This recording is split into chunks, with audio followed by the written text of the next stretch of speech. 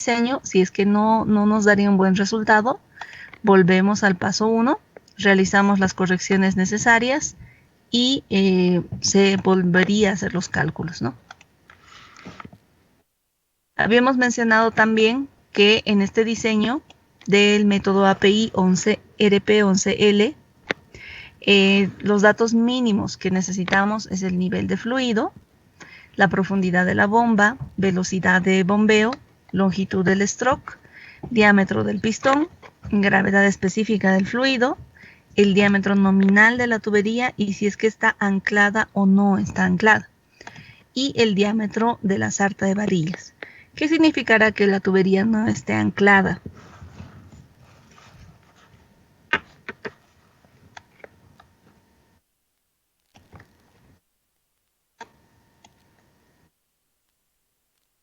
¿Cómo interpretamos esto? Si la tubería está anclada o no está anclada. ¿Qué significa eso?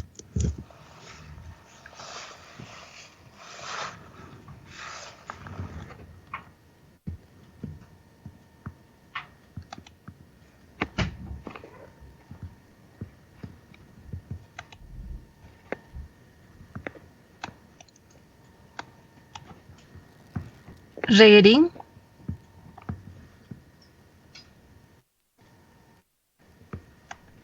Inge sería como compresión y...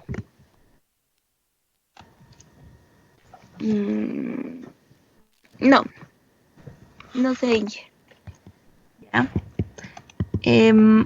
Cuando utilizamos una tubería, esta tubería va a contar con un packer, ¿no? Y los packers, existen packers que permiten que una tubería se mueva y hay packers que no permiten que la tubería se mueva.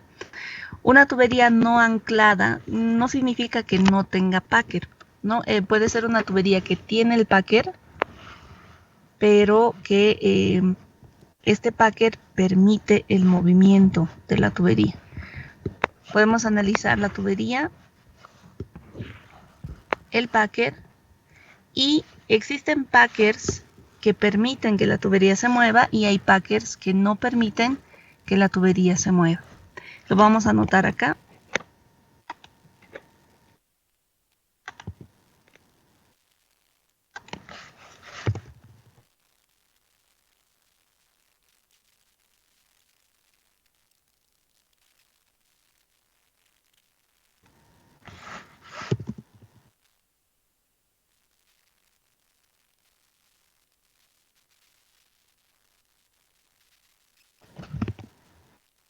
Entonces, podemos tener packers que permiten que se mueva la tubería y packers que no permiten que la tubería se mueva.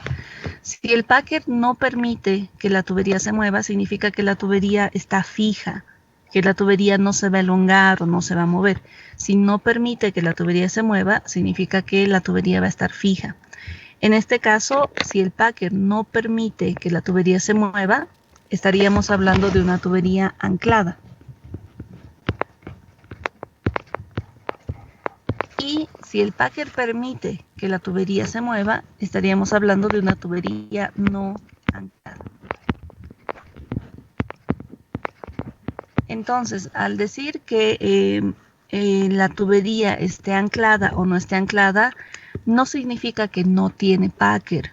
Significa que el packer que se está utilizando permite el movimiento en una tubería no anclada. Este tipo de packers tienen un elemento que se denomina PBR, Polished Bore Receptacle. Es como un espacio o como un orificio donde se aloja la tubería, pero a pesar de ello, a pesar de que está en contacto con el packer, la tubería es libre de moverse. Es por eso que se denomina no anclada. Y con los otros packers comunes que conocemos, por ejemplo, los packers anclados por tensión, compresión, etcétera, con estos otros packers la tubería no se puede mover y en ese caso hablamos de un packer con una tubería anclada. Existen esas dos opciones: packers que permiten el movimiento de la tubería y packers que no permiten el movimiento de la tubería.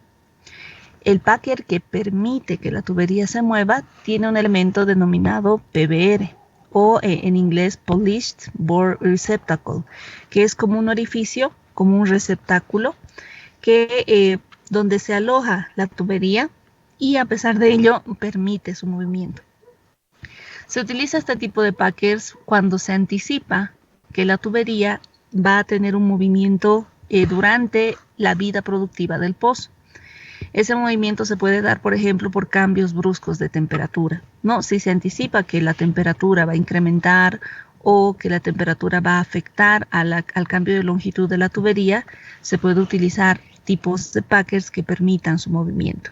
Y esto afecta al bombeo mecánico.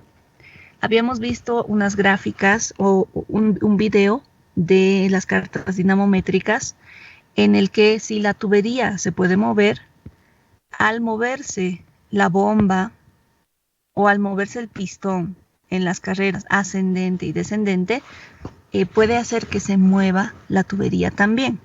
Si el packer o si la tubería, perdón, no está anclada, al moverse el émbolo de la bomba, también puede hacer que la tubería se mueva. Y eso es lo que nosotros debemos considerar al momento de hacer el diseño del bombeo mecánico. Saber si la tubería se puede mover o no para considerar que el movimiento del émbolo de la bomba pueda causar el movimiento de la tubería. ¿Me dejo entender?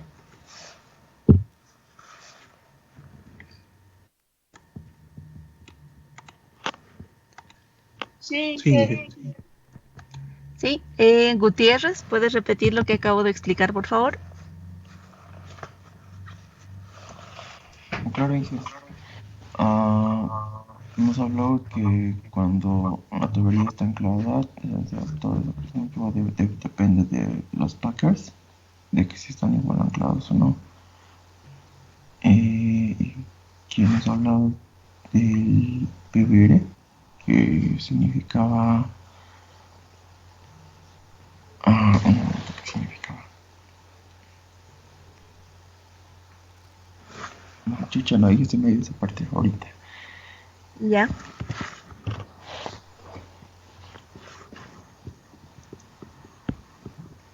A ver si lo puedo escribir ahí. Polished. Este es O. Polished Bore Receptacle.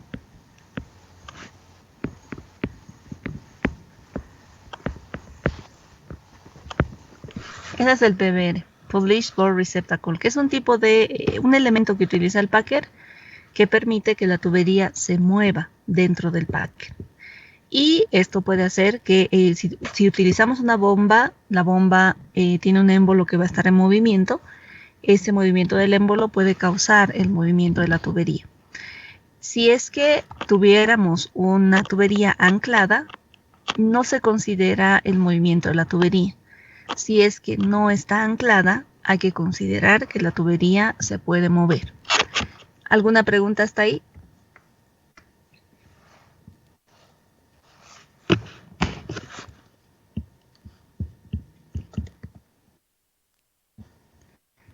Entonces, con la información habíamos dicho y el proceso de diseño recomendado por API, se pueden determinar diferentes parámetros como la longitud del stroke, el desplazamiento de la bomba. El desplazamiento es básicamente el caudal, ¿no? En barriles por día. Longitud del stroke en pulgadas, cargas máximas en la barra pulida, cargas mínimas en la barra pulida, torque máximo en pulgadas por libra, potencia en la barra pulida y el requerimiento del contrapeso. En esta carta dinamométrica podemos identificar algunos de los términos que acabamos de mencionar. Por ejemplo, la carga del fluido en el émbolo está representado por esta sección de una carta dinamométrica. Esta es la carga sobre el émbolo. Esta otra sección de la carta dinamométrica o esta otra región, el espacio que tenemos desde el eje de la gráfica hasta que comienza la gráfica de la carta dinamométrica hasta la primera carga, es el peso de las varillas en el fluido. Peso de las varillas en el fluido, simbolizado por WRF, ¿no? Que también se calcula en este diseño. Básicamente, esos son los términos que tenemos. Las cargas máximas se presentan, como habíamos mencionado, en la carrera ascendente.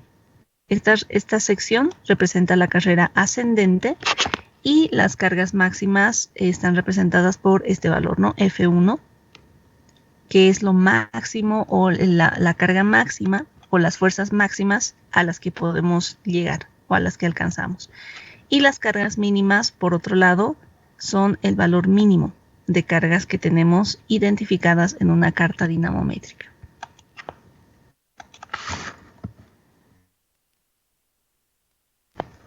El siguiente ejemplo lo vamos a ir resolviendo una vez terminen sus compañeros, pero identifiquemos los datos que nos da.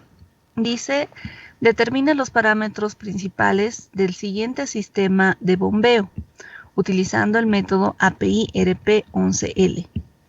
Tenemos las longitudes de las varillas, nos da 42.3%, dice, de varillas de 3/4 de pulgada, 40.4% de varillas de 5/8 de pulgada y 17.3% de 1/2, ¿no? Varillas de media pulgada.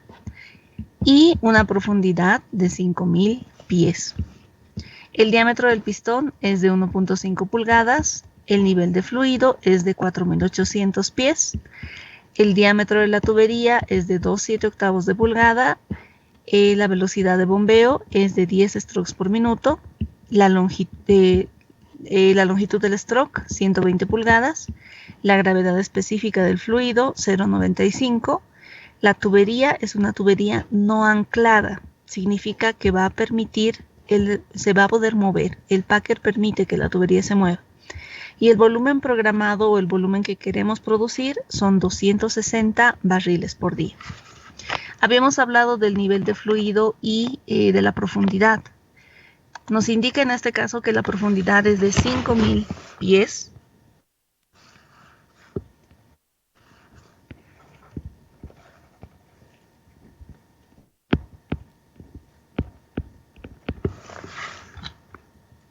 En 5.000 pies indica, entonces consideramos la longitud de la tubería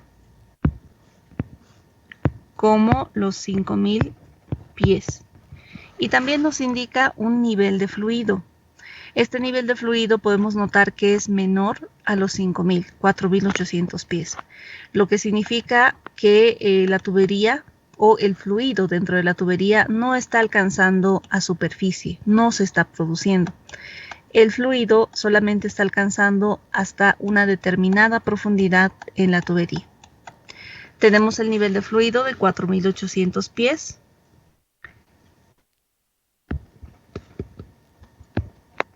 Que sería esa longitud, ¿no? 4.800 pies, lo que significa que este fluido no logra llegar a superficie, no está produciendo ya este pozo.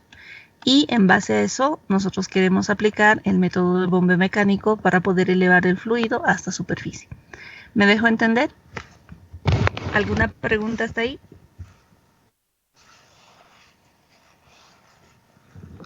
¿Y se podría volver a repetir, por favor? ¿Los datos? Sí, por favor. Ya. Nos está dando las dimensiones de los diámetros de las varillas que se especifica ya, ¿no? Se predefine. El porcentaje de las varillas de 3/4, el porcentaje de las varillas de 5/8 y el porcentaje de las varillas de media pulgada. Nos indica que estas están en una longitud de 5.000 pies. El diámetro del pistón es de 1.5 pulgadas, el nivel de fluido 4.800 pies, el diámetro de la tubería es 2/7/8, diámetro de tubería 2/7/8. La velocidad de bombeo 10 strokes por minuto. Esta es la longitud del stroke, 120 pulgadas. La gravedad específica del fluido 0.95. Nos indica que es una tubería no anclada, significa que la tubería se puede mover dentro del packer y el volumen que queremos obtener, el volumen programado, es de 260 barriles por día. La longitud total es de 5.000 pero el fluido solamente tiene una longitud de 4800. Significa que este fluido no está alcanzando superficie y solamente hasta un determinado nivel de la tubería. Y lo que se quiere es que nuevamente se movilice este fluido y se pueda obtener un caudal de 260 barriles por día. Está bien, Inge, gracias. ¿Está bien? ¿Alguna otra pregunta?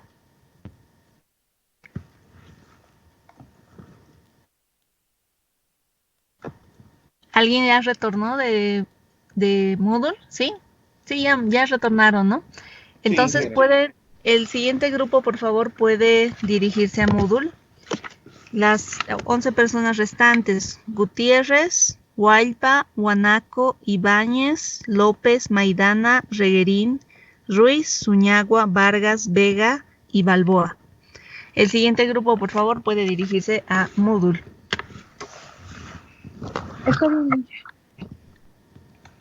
Bien. Con el grupo que ya retornó, vamos a ir viendo entonces, estamos repasando un poco lo del método API 11L. Este método es aplicado, como habíamos mencionado antes, en una unidad convencional, ¿no? Se aplica para una unidad convencional. No se aplica para unidades diferentes a la convencional. Por ejemplo, teníamos la aerobalanceada, Mark II, Mark reverso. No se aplica para esas unidades, solamente para la convencional. El procedimiento de diseño implica que se utilicen correlaciones o ecuaciones, tablas y gráficas, ¿no? Correlaciones, datos de tablas y curvas o gráficas. Para esto se deben seguir 3 pasos. Como primer paso, se debe hacer una selección preliminar de los componentes para la instalación. Preliminarmente especifico qué componentes va a tener la unidad de bombeo mecánico. Si va a contar con, por ejemplo, de cada uno de los elementos, qué diámetros de varilla va a usar, qué longitud del pistón voy a seleccionar, cuál va a ser la velocidad de bombeo, etcétera. Se tiene que predefinir. Una vez que se predefine esta información, se usa las fórmulas, tablas y figuras para determinar si esta preselección cumpliría o no con lo que estamos queriendo obtener, ¿no? En este caso, con el caudal que queremos obtener. Hacemos la preselección, utilizamos las fórmulas, tablas y figuras para determinar los parámetros de operación, las características de operación, y una vez hacemos la determinación, como paso 3, comparamos el desplazamiento de la bomba calculada y las cargas. Es decir, determinamos el caudal y vamos a comparar si el caudal que logramos obtener es el que nosotros hemos supuesto al principio. Por ejemplo, al principio yo supongo que quiero obtener unos 300 barriles por día y en el paso 3 verifico si he alcanzado esos 300 barriles por día.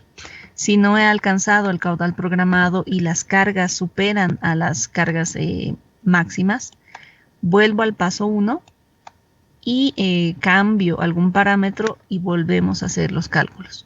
Ese es el método API, es un método de prueba y error que se va a utilizar. La información mínima que debemos conocer en este método es el nivel de fluido, profundidad de la bomba, velocidad de bombeo, longitud del stock, diámetro del pistón de la bomba, gravedad específica del fluido, diámetro nominal de la tubería, si es que está anclada o no, y el diámetro de la sarta de varillas para hacer el diseño. Habíamos hablado ya con sus compañeros sobre la consideración de una tubería anclada y no anclada. ¿A qué se refiere que una tubería esté anclada o no anclada?